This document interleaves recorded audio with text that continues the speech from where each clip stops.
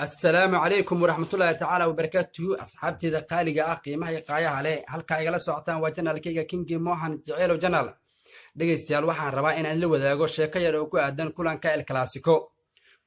Clasico ayaa ah kulanka dunida loogu wada jecel yahay qof kastana jecesha inay daawato dadka ku xeeler khubaraha isboortiga kulankan ayaa jeclaa inay waxaynad kaga taabto kulanka Barcelona iyo naadiga Real Madrid ayaa ku soo dhamaaday 5 gool iyo gool guushan ay ku raacday naadiga Barcelona ciyaarta markay bilaabatay naadiga Real Madrid ayaa laga dareemay hoos u dhac aad u weyn laakiin waxay dib markii u soo laabatay kaambiye dambe ayaa laga dareemay in Real Madrid hore ay dib u soo noqon karto laakiin ma aysan dhicin ciyaarta markii la baastay 12 daqiiqo markii mareysay Philippe Coutinho ayaa dhaliyay goolka koowaad ee ciyaarta goolka labaadna waxaa raacsaday ciyaaryahan Luis Alberto Suarez goolkaasi oo ahaa rigoore asiga lagu galay waxaana ku galay ciyaaryahan Rafael Varane ciyaarta 30 daqiiqo markii mareysay natiijada 2 gool iyo eber ayaa Cambia 45 daqiiqo lagu kalnastay natiijadaasi dib markii la isku soo laabtay Real Madrid ayaa sare isku soo qaaday 20 daqiiqo ugu horeysay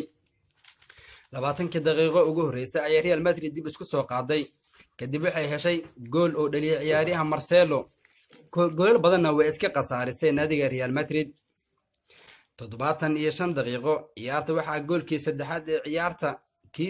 kiisii labaad ee ciyaartana dhaliyay ciyaaryahan Luis Alberto Suarez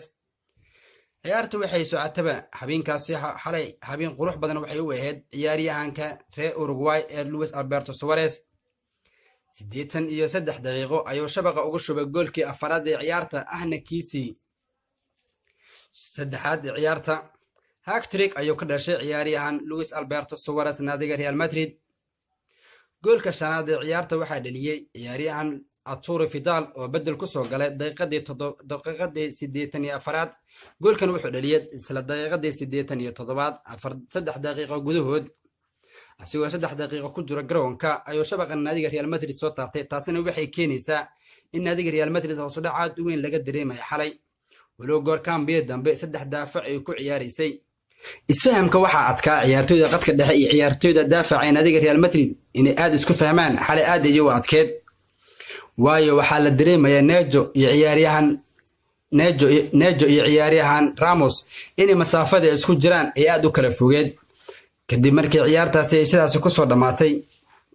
5 gool iyo gool ay ku raacdeen naadiga Real Madrid naadiga Barcelona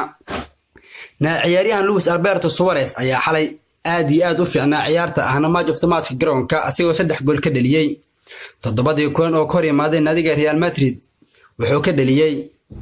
9 gool xalay 3 ayuu ka dhaliyay horena 6 ayuu u soo dhaliyay ciyaaryahan Luis Alberto Suarez waana kulamada El Clasico ee horyaalka La Liga dalkaas Spain dhageystayaal sheekadaas intaas ayaan ku soo gabagabeynayaa amaana Allah halka igala socoteena waa King Mohan Jaceylo Janaal please subscribe-ka like-ga share-ka yaa laga baqirin okay